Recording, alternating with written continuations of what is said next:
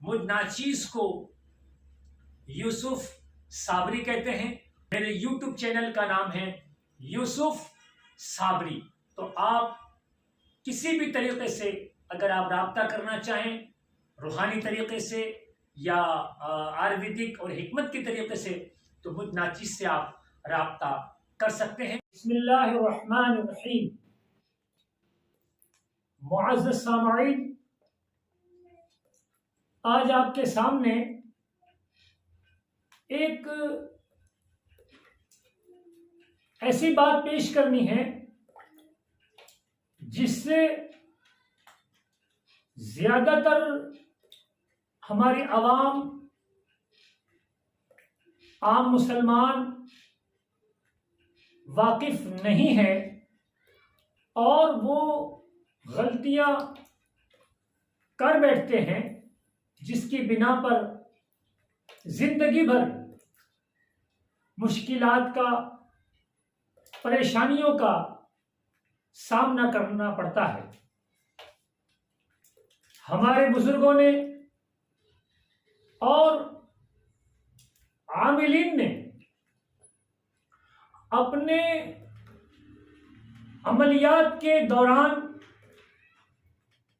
لوگوں کے علاج کے دوران جو انہیں تجربات حاصل ہوئے ہیں، جو مشاہدات حاصل ہوئے ہیں، وہ میں آج آپ کے سامنے پیش کرنے جا رہا ہوں. وہ مشاہدات جس سے اگر ہم بچیں تو ہم بہت سی مشکلات سے چھٹکارا پا سکتے ہیں، اور جو انہوں نے بتایا اگر ہم اسے کرتے رہیں تو ہم بہت فائدہ حاصل کر سکتے ہیں. تو ہمارے بزرگوں نے اپنے زندگی کے تجربے کو کتابوں میں تحریر کر کے وہ ہم تک پہنچایا. وہ 10 مشاہدات ہیں، 10 تجربے ہیں ان کے زندگی کے، جو انہوں نے اپنے تجربے میں لیے ہیں. میں نے جب ان مشاہدات کو پڑھا، غور و فکر کی، تو میں نے یہ پایا کہ وہ تجربے الحمدللہ میرے مشاہدات میں بھی ہے اور میرے تجربے میں بھی ہے. تو میرے دوستو، ہمارے بزرگوں نے بے شمار عملیات کی کتابوں کا ایک ذخیرہ عوام کو دیا ہے. کیوں؟ تاکہ لوگ اس سے علم حاصل کریں، اور عملیات کی دنیا میں ایسی بہت سی کتابیں ہیں جس سے الحمدللہ آپ کافی کچھ علم حاصل کر سکتے ہیں. تو میرے دوستو، آج میں آپ کے سامنے ہمارے عاملین کے، ہمارے بزرگوں کے 10 مشاہدات پیش کرنے جا رہا ہوں انشاءاللہ. اور میرا یہ کہنا ہے کہ شاید آپ کے بھی تجربے میں یہ چیز آئی ہوگی.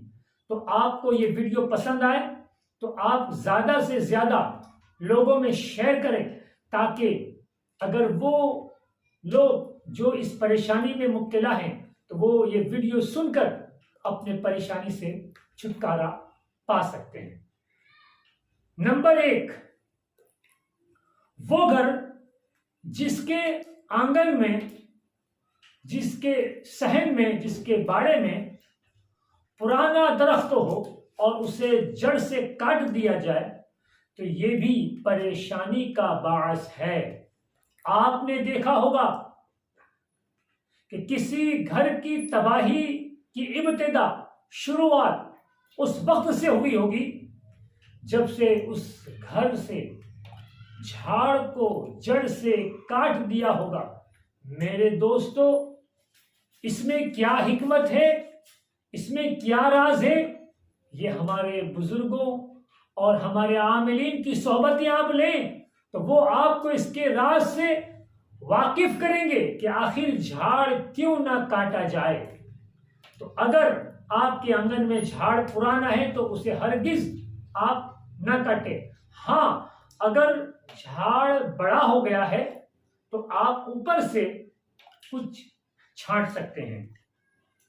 نمبر 2، جس گھر سے پرندوں، جانوروں اور چونٹیوں کو رزق ملتا رہے اس گھر میں کبھی رزق ختم نہیں ہوتا۔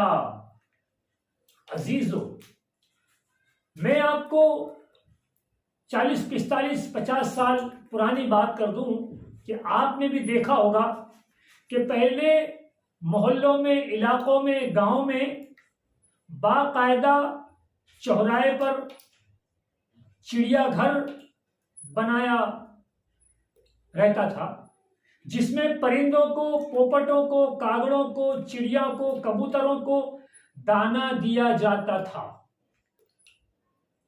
آپ تجربہ کریں کہ اگر آپ پرندوں کو دانا دو گے تو آپ کے رزق میں کبھی بھی کمی نہیں آئے گی۔ آپ کتے، بلی، مور، مرغا، مرغی، جو بھی پرندے ہیں ان کو آپ دعا دیتے رہیں۔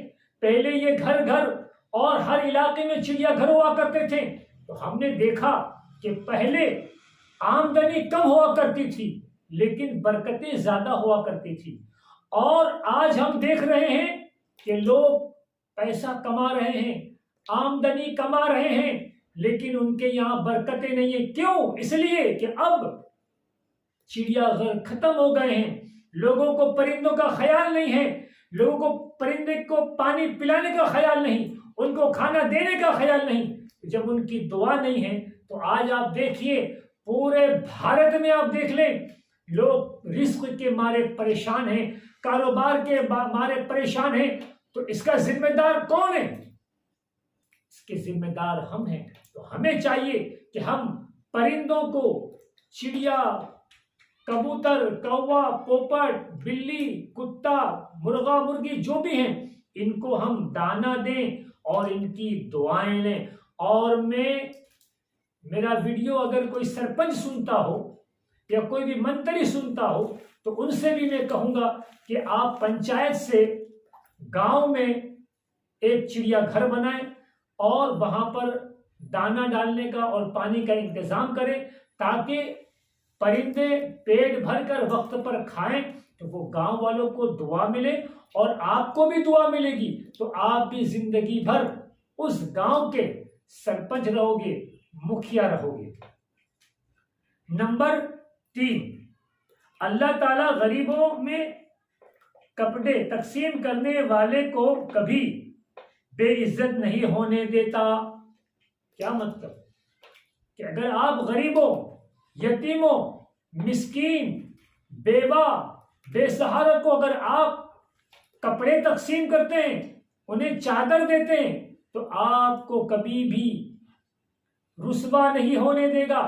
آپ کے دشمن، آپ کے مخالفین، آپ کے حاسدین اگر آپ کے خلاف لوگوں میں برائیاں پھیلا رہے ہیں، آپ کے خلاف لوگوں میں دشمنی ڈال رہے ہیں، تو آپ کو کیا کرنا ہے میرے دوستو؟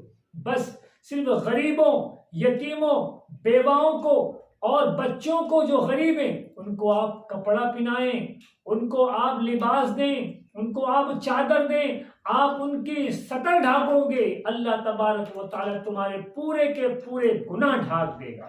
یہ چھوٹے چھوٹے عملیات ہیں، یہ چھوٹے چھوٹے عمل ہیں، یہ چھوٹے چھوٹے کام ہیں جو ہمارے بڑے بڑے کاموں کو پورا کرتا ہے، اور یہ تمام کے تمام ہمارے بزرگوں کے تجربے میں آ چکے ہیں، ان کا مشاہدہ ہے، اور ہمارے بزرگوں کا جو تجربہ ہے وہ کبھی بھی غلط نہیں ہو سکتا۔ نمبر 4، آپ اگر اپنی راہ سے بھٹکی ہوئی اولاد کو راہ راست پر لانا چاہتے ہیں تو آپ غریب بچیوں کی شادی کرا دیں۔ اگر آپ کی اولاد اگر بھٹک گئی ہے، غلط راستے پر آ گئی ہے، غلط لوگوں کی صحبتیں میں آ گئی ہے، آپ کی نافرمانی کر رہی ہے، تو آپ کو کیا کرنا ہے؟ جو غریب بچے بچیاں جو بے سہارا ہے، جن کا کوئی پرسان حال نہیں ہے، ایسے بچے بچیوں کی آپ شادی کروا دیں، ان کا گھر بسا دیں، ان کا گھر آباد کر دیں، تو اللہ اس نیکی کی برکت سے آپ کے گھر کو آباد کر دے گا، آپ کی اولاد کو راہ راست پر لا دے گا۔ اور اگر آپ پوری شادی نہیں کروا سکتے تو آج کل آپ دیکھیے مسلمانوں میں ٹرسٹ اور ٹرسٹ ہے اور کمیٹی ہے اور مشن والے سموہ شادی کر رہے ہیں میرے دوستوں، تو آپ اس سموہ شادی میں حصہ لیں، آپ دہیج میں حصہ لے لیں، جو آپ کی اوقات جتنی آپ کی ہستی ہے آپ دے کر اس طرح شادی میں شامل ہو جائیں اور کسی بچے بچی غریب کے گھر کو آباد کریں، تو انشاءاللہ آپ کا گھر بھی آباد ہوگا۔ اور جو لوگ سموہ لگن کر رہے ہیں ان کو آپ ساتھ دیں، یہ غریبوں کے لیے بہت بڑا سہارا ہے۔ جو کمیٹی یا جو بھی اکیڈمی یا جو بھی ٹرسٹ سموہ شادی کر رہا ہے، میں ان کو مبارکبادی دیتا ہوں اور میری تہ دل سے ان کے لیے دعا ہے کہ اللہ ان کی عمر میں برکتیں دے اور ان کے کام کو اللہ اس کی بارگاہ میں قبول اور مقبولیت عطا فرمائے اور ان کو ترقی دے، اور یہ سموہ لگن کو وہ زیادہ سے زیادہ لوگوں میں عام کریں۔ اور میں لوگوں سے کہوں گا اور خاص کر کے تاجروں سے، مالداروں سے، امیروں سے، رئیسوں سے کہوں گا کہ آپ سموہ لگن میں بڑھ چڑھ کر حصہ لیں، تاکہ آپ کی قوم اور جو بچیاں بچے جو پریشان ہیں، جن کے وہاں شادی کرنے کے اخراجات نہیں ہیں، ان کا گھر آپ کی چھوٹی سی مدد سے آباد ہو جائے گا۔ نمبر 5، آپ اگر اپنی زندگی میں سکون اور اطمینان لانا چاہتے ہیں تو آپ لوگوں کو کھانا کھلانا شروع کر دیں۔ سبحان اللہ، ماشاء اللہ۔ میرے عزیزو، ہمارے بزرگوں کا کیا کہنا ہے کہ اگر آپ اطمینان چاہتے ہو، سکون چاہتے ہو، مطمئن ہونا چاہتے ہو قلبی اعتبار سے، ذہنی اعتبار سے، تو آپ غریب، یتیم، بے سہارا، بیواؤں کو اور پریشان حالوں کو آپ کھانا کھلانا شروع کر دیں، انشاءاللہ آپ کو سکون حاصل ہوگا، آپ کو اطمینان حاصل ہوگا۔ اور میرے عزیزوں، آپ انبیاءوں کے طریقوں کو دیکھیں اور آپ بزرگوں کے طریقوں کو دیکھیں کہ انہوں نے زندگی بھر لوگوں کی خدمت کی ہے، لوگوں کو کھانا کھلایا ہے، لوگوں کو پانی پلایا ہے، بھوکے کو کھانا کھلایا، پیاسے کو پانی پلایا، اور جن کے پاس تن پہ کپڑا نہیں تھا ان کو کپڑا پہنایا ہے۔ اور ان کی یہ عمل اتنا بارگاہ خدا بندی میں مقبول ہو گیا کہ جب وہ زمین پر تھے تب بھی ان کے گھر پر لنگر چلا کرتا تھا، اور آج وہ زمین پر ہے تو ان کے در پر بھی ہزاروں لوگ کھانا کھا رہے ہیں۔ یہ کیا ہے میرے دوستو؟ وہ یہی بات ہے کہ جب وہ حیات میں تھے تب بھی ان کے یہاں سکون تھا، اور آج بزرگوں کے آستانے پر جائیے آپ کو سکون ملے گا، کیونکہ وہاں لنگر جاری ہے، وہاں مخلوق خدا لنگر کھا رہی ہے۔ اور آپ دیکھیے بڑے بڑے آستانوں پر جائیے، آپ کو 2 چیز وہاں ملے گی، ایک لنگر ملے گا اور ایک مسجد ملے گی۔ ہمارے بزرگوں کا یہی عمل رہا کہ اللہ کی عبادت کرو اور غریب، یتیم، بیوہ، بے سہارا جو مہمان آئے ان کو کھانا کھلاؤ۔ جتنے بڑے آستانے پہ آپ جائیے آپ کو لنگر ملے گا اور مسجد ملے گی۔ ہمارے بزرگوں کی یہی تبلیغ رہی، کہ بزرگوں کی یہی تعلیم رہی کہ اللہ کی عبادت کرو، اس کے بتائے ہوئے راستے پر چلو، اور اللہ نے جو راستہ بتایا اسی پر چلو۔ یہ مسجد اس بات کی دلیل ہے، اور ہمیں اللہ کی عبادت کرنا چاہیے، اور ہماری عبادت کو ان بزرگان دین کے وسیلے سے دعا مانگنا چاہیے کہ اے اللہ ان بزرگان دین کے وسیلے سے ہماری عبادتوں کو اور ہمارے چھوٹے سے چھوٹے عمل کو تیری بار میں قبول اور مقبولیت عطا فرما۔ نمبر 6، آپ اگر صحت مند رہنا چاہتے ہیں تو آپ غربا کا علاج کرنا شروع کر دیں، آپ کی صحت اچھی ہو جائے گی۔ اگر آپ پریشان ہیں، آپ کے گھر میں کوئی برسوں سے مریض ہیں اور آپ ہزاروں لاکھوں روپیہ خرچ کر رہے ہیں لیکن دوا کوئی اثر نہیں کر رہی، تو آپ کو کیا کرنا ہے؟ اگر اللہ نے آپ کو دولت دی ہے، اللہ نے آپ کو مال دیا ہے، تو آپ اپنے فیملی جو مریض ہے اس کا علاج کیجئے اور اسی کے ساتھ کسی غریب کا علاج کیجئے. اس کے بعد پھر دیکھیے کہ جو دوا آپ کے گھر کا مریض کھائے گا انشاءاللہ پہلے کے مقابلے میں وہ دوا اب زیادہ اثر کرے گی اور شفا یاب ہوگی. تو میرے دوستو، اور خاص کر کے میں اپنے جو مالدار اللہ نے جن کو دولت دی ان سے میں کہوں گا کہ غریبوں کا خیال رکھو. آج بھی میرے دوستو بہت سے ایسے غریب ہیں جو بغیر علاج کے اور بغیر دوا کے مر جاتے ہیں.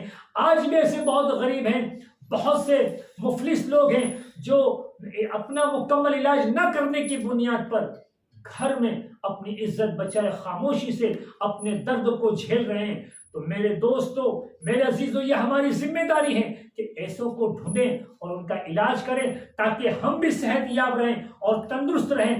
ایسا نہیں ہے کہ آپ کے یہاں کوئی مریض ہو تب بھی یہ عمل کرے. جی نہیں، بہتر تو یہ کہ اگر آپ تندرست ہیں تو غریبوں کا علاج کریں تاکہ آپ تندرست رہیں اور کوئی بھی ایسی بیماری جو آپ کے لیے عذاب کا باعث ہو اس سے آپ محفوظ رہیں. اور اگر آپ کسی کا مکمل علاج نہیں کر سکتے تو آپ جو ٹرسٹ یا میڈیکلوں نے ٹرسٹ جو میڈیکل کھول رکھے ہیں جو غریبوں کے لیے، جو راحت دارے ان لوگوں کو دوا دیتے ہیں غریبوں کو خاص، تو ایسی جگہ پر آپ کچھ دوا دے دیں یا کچھ رقم دے دیں تو وہاں سے وہ غریبوں تک دوا پہنچے گی جس کے حصے دار آپ بھی ہو جاؤ گے. نمبر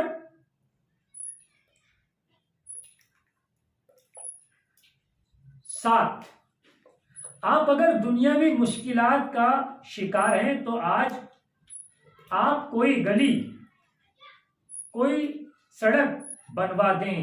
کیا مطلب؟ اگر آپ مشکلات میں، دنیاوی مشکلات میں پریشان ہیں اور آپ کو کوئی راستہ نہیں مل رہا ہے، چاروں طرف آپ کو راستے بند دکھ رہے ہیں، تو ہمارے بزرگوں نے کیا کہا؟ آپ راستہ بنا دیں، آپ سڑک بنا دیں. کیوں؟